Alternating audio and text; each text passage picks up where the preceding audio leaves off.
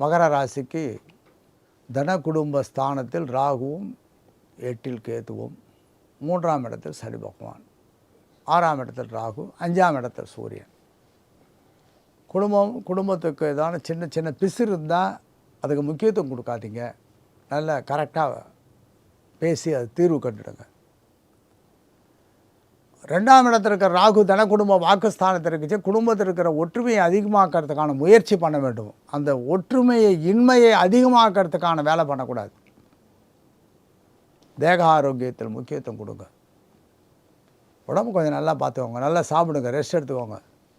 சூரியன் 5ஆம் இடத்துல குழந்தையுடைய வளர்ச்சி பிரமாதமாக இருக்கும்.